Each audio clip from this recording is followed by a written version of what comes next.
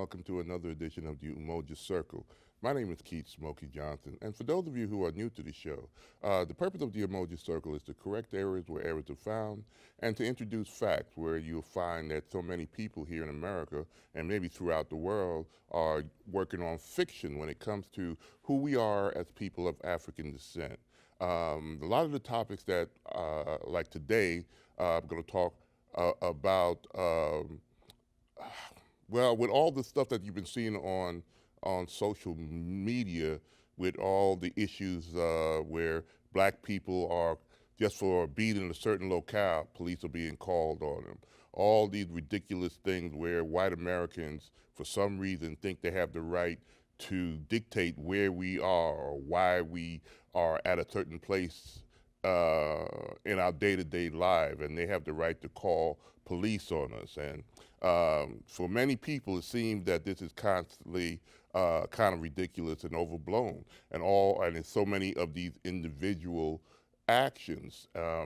And what I would like to talk about today, as part of today's discussion, is that what you're seeing based on the technology that we have is something that people of African descent and brown people, our Latino brothers and sisters, and other marginalized Native Americans, we've been dealing with this for centuries.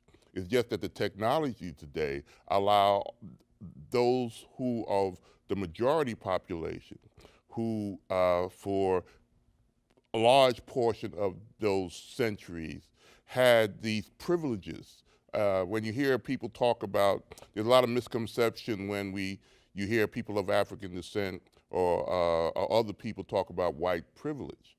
And a lot of people in the dominant group or white Americans tend to get a little affront when you hear that term, and then they start talking in terms of with moral outrage. I don't feel privileged. I grew up on a farm in North Dakota, or they start explaining that their moral outrage about this term privilege. But from the context of people in marginalized groups for centuries who had to deal with the day-to-day issues, that there's a disconnect. And we see it in some of these video clips that are being shown throughout the various internet platforms of these typical incidents. And there is a thing that people tend to not get. They look at these things, especially the people, when we talk about privilege, we're talking about that people in the dominant group have the privilege to be oblivious to what black people have to go through on a day-to-day basis. As you can see in some of these incidents where we could just be sitting in a coffee shop and the manager call the police on us, like two brothers about a year or two ago happened to them, and or a young lady was just resting after studying at a well-known university in the Northeast. I think it was Harvard or Princeton, one of those Ivy League schools, and being that she even showed her student ID, she was still treated as if she did something criminal. And this is something that the majority population don't have to deal with in their day-to-day lives. So they look at these incidents, or for many decades when people of African descent or other people of color were trying to explain to, when we have these town meetings, when one of these incidents happen, and the white elephant of racism shows itself to be in the room again, a racist white elephant that we see every day, but the majority population, because it doesn't happen to them in this society as often as it happens within the black, brown, and red community, our Native American brothers and sisters. We see these things. And many white Americans seem to be surprised that these things happen. The problem is that they look at these things as a individual incident, isolated incidents. That's the privilege of oblivion that I'm talking about. Whereas we see it as based on the history of our relationship here as people of color in America, by laws that were deliberately put so that we were treated this way. And even some of these laws were taken off the book, a culture was created in which we were looked at in certain ways that were different than the dominant group whose society this was initially meant to be for, okay? And they're blind and oblivious to the reality that there is a different reality for people who came out of marginalized groups in America. So there is a issue. This is what I want to, talk to you about. I'm gonna start off with back in I think it was 65, one of the black community's great literary magazine, Ebony, which was our star publication in the black community for decades, addressed this issue. I would like to put up an image of that said the white problem in America. Now, when they talked about, we'll usually talk about the race problem. And when we talk about races, you always focus on black problems or Latino brown problems or Native American problems. But Ebony kind of switched flipped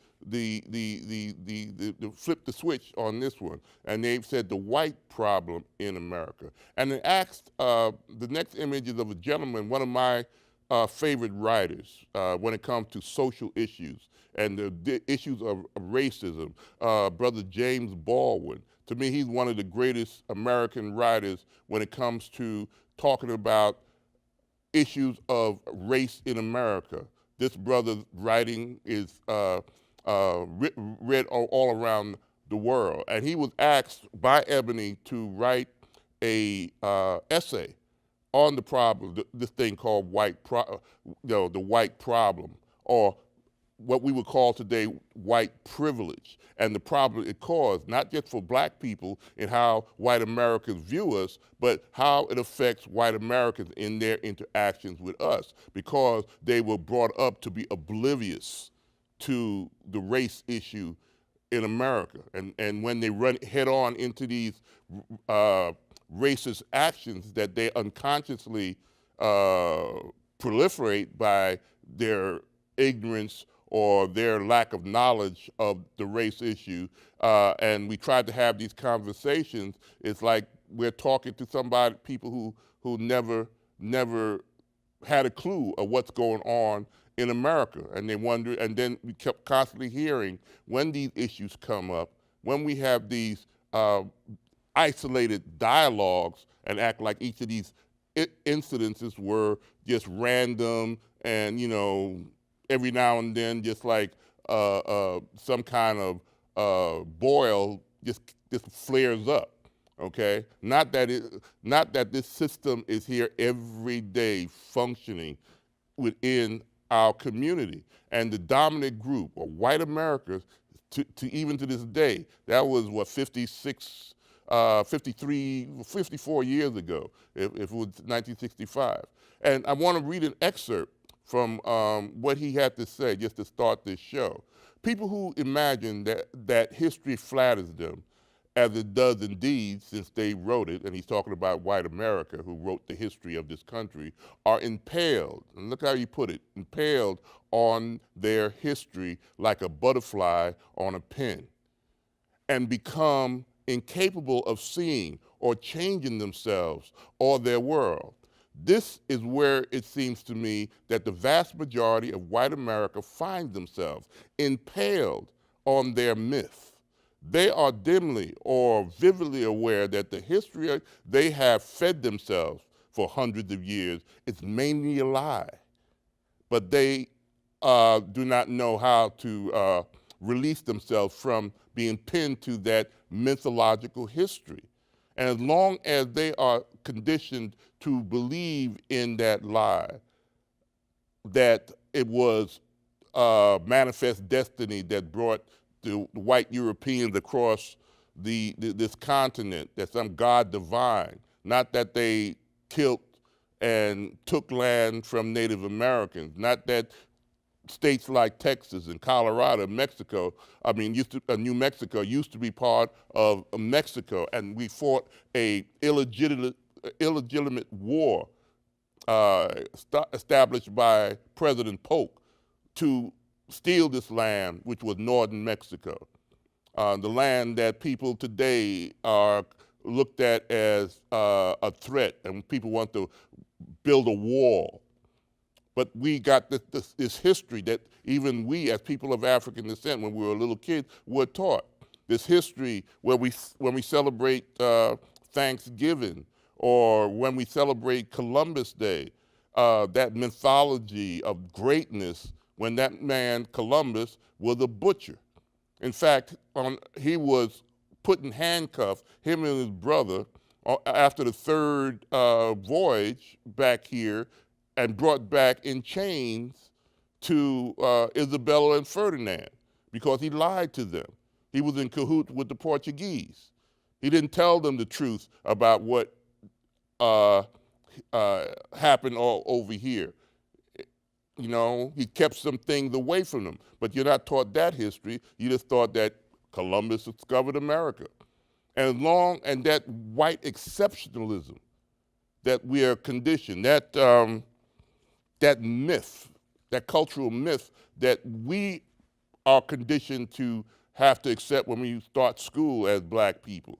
Even though we celebrate 4th of July, but in 4th of the 2nd of July and the 3rd of July, when the Declaration of Independence was being finalized and printed and read in New York City, Philadelphia, in front of Independence Hall, we were enslaved people.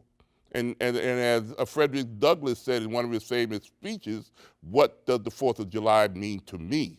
That's the truth. And being oblivious to that reality and not understanding how that reality affected us as people of African descent, or brown people, Latino people, Native American people who are part of this American landscape. And when we interact and have these cultural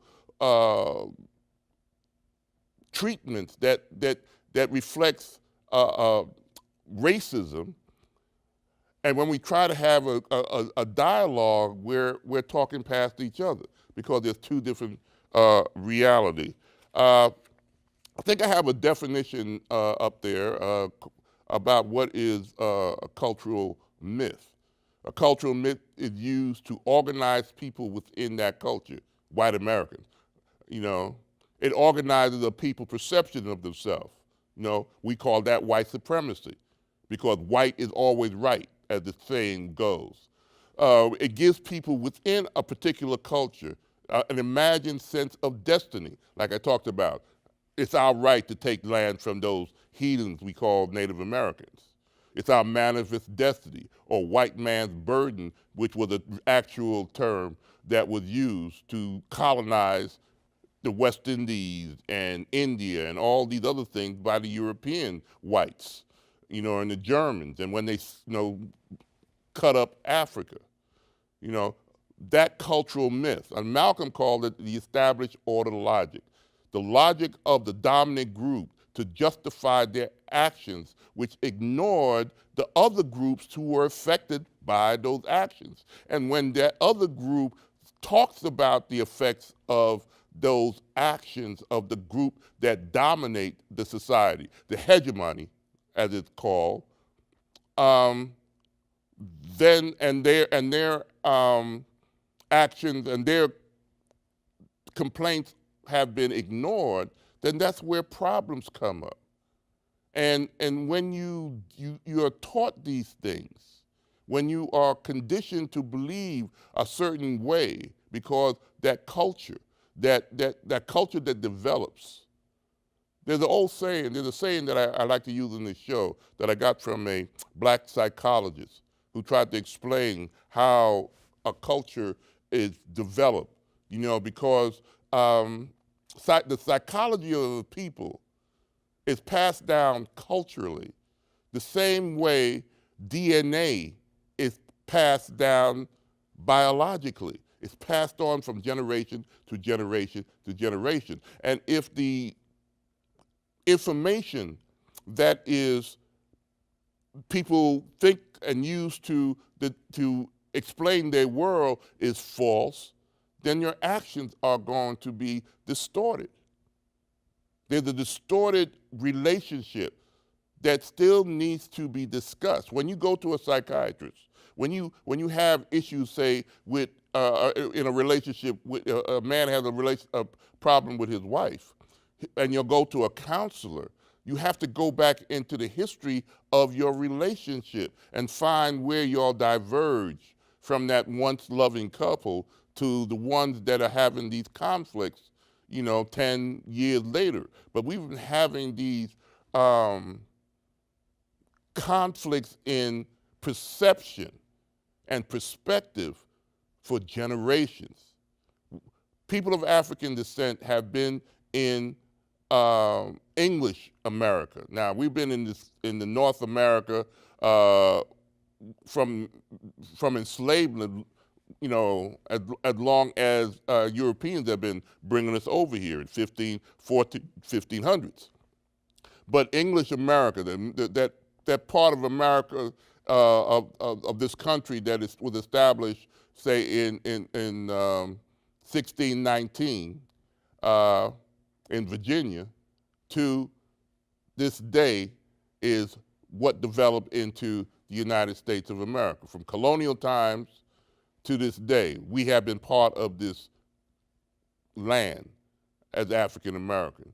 Now, there's some scientific studies that prove that people that look like me have been here, hundreds or maybe over thousands of years before, but that's another show and another discussion. But we have been here in the system of white supremacy since 1619, at least, in what became, from colonial time to this day, we call the United States of America, and its development and its history. And if you only understand one history, that cultural myth developed history, we're never going to get this thing called racism eliminated from our society. You have to be true to yourself. And there's certain issues that a lot of white Americans still don't want to deal with. It's like there's another saying that I try to bring up and make people understand that there's the old saying that says, when you used to a privilege, when you used to be in, the top dog, and anything that's called equality will seem to you like you're losing something and you're being oppressed. So the concept of equality, like we've been struggling for, especially like women were trying for, suffrage in the early 1900s, where men dominated the gender relationship between even white females and white males. Women did not have rights. When they got married, everything that they came into the marriage automatically went to the man, okay? Now you have, by the 60s, you have the women's rights movement and all those other kind of gender-related things, okay? And as a male in a patriarchal system, all right, I'm trying to use this to make you understand what being the dominant group in any society, in any type of relationship. If you're in the dominant position, you have certain privilege those you're dominant over do not have. And when they start getting certain rights, you get a sense that you're losing your rights because you were in a dominant position culturally for so long. We see it in the gender disparities and the issues of women's rights, okay? The same thing happens in the cultural aspect of racism. These rights that we're starting to gain by people of African descent in the 60s. When Ebony wrote that special edition, that was a special edition issue of that magazine. It wasn't a regular monthly magazine because of the problems that were going on, that were flaring up in the 60s around the country, dealing with race and white privilege. They were dealing with that back then.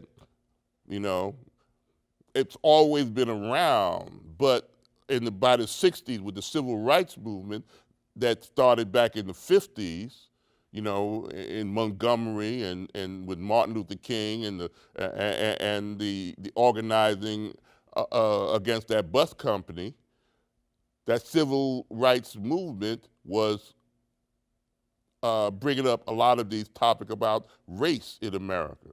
When the Black Power movement, or when people of African descent started looking at themselves differently, you know, and start saying that black is beautiful. When, you know, that, you know, we started liking our natural features. We started expressing ourselves with our afros. These were things that we were not allowed to express in previous decades and generations. So there was a crucible of things happening that we had to deal with as people of African descent. But to show you that, in a sense, nothing has changed, because today we still have issues. And we're hearing things like, when we talk about Black Lives Matter, that is one of the issues, you know, that the football player, Colin Kaepernick, tried to use his platform and tried to say that we still have issues as black men and women with police brutality or police enforcement in our communities that's different than it's happening in white communities. In white communities, police are looked at as, you know, you call for getting your cat out of the tree, or you feel comfortable to give your young child a little ride in the police car, you know. But in a black community, when a young boy gets a ride in a police car, he's usually being taken to jail. I don't care if he's 13 or 14 years old. There's a whole different reality that we have to really talk about and deal with. You know, totally different issues. But when you talk to most white Americans today in the 21st century, they'll tell you that things gotten better, okay? We know it's still a lot of work to be done. You know, people are still being shot at traffic stops for simple things like taillights, whatever reason that police officers stop individuals. But that was happening back in the 1960s. That's where some of those riots were proliferating, okay? Because of traffic stops, and young black men were killed for simple things of being stopped by police. There's a whole different dynamic that police departments, our experience as people of African descent in black communities with the police, with law enforcement, goes back to the time of enslavement. When you were a person on a plantation and you escaped for freedom in this country that says this is the land of the free, according to the Declaration of Independence in 1776. But if you were a young black 15-year-old in 1777 in the South and you left the plantation without permission, you violated the law.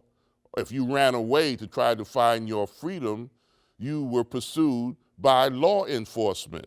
Totally different relationship.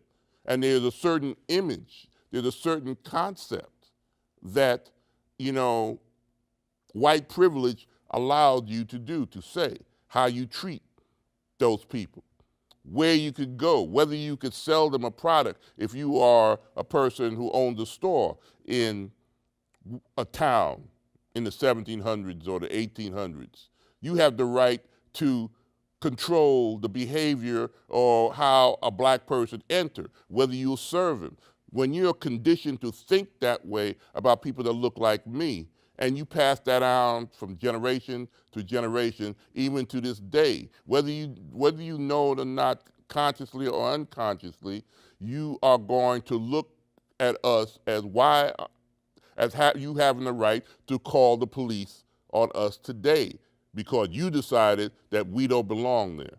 And you don't think that is part of your racial condition response that you were taught from the time you were a child. And all these videos that you are seeing still reflect that cultural bias that infects the consciousness of this country to this very, very day. The next show, I'm gonna talk about certain research that proves what I'm saying, that we are conditioned every day to think that cultural myth does affect us. And if you don't understand that, you don't understand that this conscious part of you, which is the frontal lobe, is not what controls our behavior. There's a part of our mind, and I'll get into it in the next part of the show, that has a powerful effect, that unconscious part of us. And I'll try to explain to you how this system, if we don't understand it, you can't be in that oblivious state of mind if you want to bring about change. You got to wake up to the truth, okay? You got to wake up from the matrix that many people in white America that still exist in. But I'm gonna leave it here for now, and I hope I whet your appetite for the next show. So peace, Hotep, bye-bye.